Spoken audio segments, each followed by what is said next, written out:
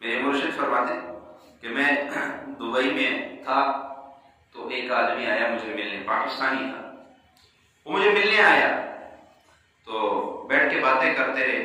اس نے کہا کہ میں ایک ہندو کے پاس نوکری کرتا ہوں یہاں دبئی کے اندر، لاکھوں روپے تنخواہ تھی اس کی۔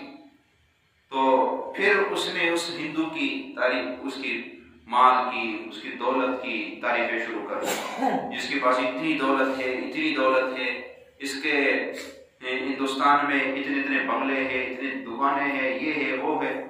بہرحال اس نے کہا جی بہت زیادہ دولت ہے اس کے پاس۔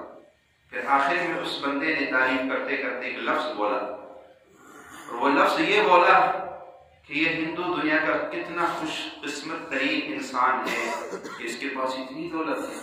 تو یہ دنیا کا کیا ہے؟ خوش قسمت ترین انسان ہے کہ اس کے پاس دولت بہت زیادہ ہے۔ تو میرے مرشد کہتے ہیں میں نے فوراً اس کو کہا میرے نظر میں تو دنیا کا سب سے خوش قسمت ترین انسان ہے، میرے نظر میں وہ نہیں ہے، میرے نظر میں تو ہے دنیا کا سب سے خوش قسمت ترین انسان، تو ہے وہ نہیں ہے۔ کیوں؟ اس کے پاس دولت ہے، بنگلے ہیں، گاڑیاں ہیں، لیکن اس کے پاس ایمان نہیں ہے۔ تیرے پاس کچھ بھی نہیں ہے لیکن تیرے پاس ایمان ہے۔ تیرے پاس کیا ہے؟ ایمان ہے۔ تیری مثال تو اس ہیرے کی ہے جو ایک گندگی کیچڑ میں گرا ہو، اس کو کیچڑ لگا ہوا ہے، اور جیسے اس کو کیچڑ سے نکالو گے ہیرا، وہ تو ہے تو ہیرا ہی ہے نا، صرف گندگی لگی ہے۔ اس کو آپ کیچڑ سے نکالے، صاف کرے، بازار میں لے کے جائے، اس کی وہی قیمت لگے گی جو ہیرے کی لگتی، لگے گی کہ نہیں لگے گی؟ تو تیری مثال اس ہیرے کی ہے لیکن تو گناہوں میں ڈوبا ہو۔ اور فرمایا کہ میں نے اس کو کہا اب بھی تیرے منہ سے شراب کی بو آ رہی ہے، اب بھی تیرے منہ سے شراب کی بو آ رہی ہے۔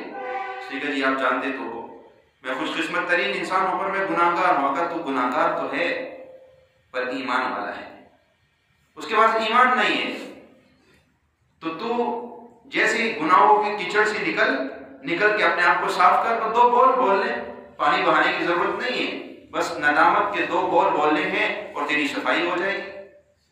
واہ کتنی آسان ہے صفائی۔ موتی ہیرا اگر گندگی میں گر جائے، اس کو نکالنے کے لیے بھی اپنے آپ کو گندا کرنا پڑتا ہے، ہاتھ کو گندا کرنا پڑتا ہے، وہ نکالو پھر اس کو صاف پانی تلاش کرنا پڑے گا، پھر اسے دو، کتنا مشکل تو ہے۔ لیکن اگر یہ مومن والا ہیرا جو ایمان ہے، جو مسلمان ہے، یہ بھی ایک ہیرا ہے، اگر یہ گندگی میں گر جائے تو اس کو صاف کرنے کے لیے بس اللہ کہتے ہیں دو بول بول دے تیری صفائی کر دوں گا، اور ندامت کے بول کہ اللہ میری توبہ، آئندہ نہیں کروں گا، بس آئندہ نہیں کروں گا، بس سچے دل سے توبہ کر لے، بس تیری صفائی ہو گئی، تو وہی ہیرا ہے۔ اب دیکھ تیری قیمت اللہ کے ہاں کیا لگتی ہے، دیکھ تجھے مومن کی قیمت اللہ کے ہاں بہت زیادہ ہے، بہت زیادہ ہے۔ مومن کی قیمت اللہ کے ہاں جو ہے ہم سوچ بھی نہیں سکتے۔ اللہ نے مومن کے لیے جنت اتنی بنائی ہے کہ اللہ کہتا ہے میرے بندے تیرے لیے میں نے ایسی نعمتیں تیار کی ہے کہ نہ آج تک تیرے دل پہ ان کا خیال گزرا ہے، نہ آج تک تیری آنکھوں نے ان نعمتوں کو دیکھا ہے، نہ آج تک تیرے سوچوں میں وہ نعمتیں آئی ہے، تو سوچو پھر وہ نعمتیں ہوں گی کیسے؟ اللہ نے ہمیں دی ہے، وہ اللہ نے ہمیں ایمان دیا ہے نا، تو ہمیں اس پہ شکر ادا کرنا چاہیے۔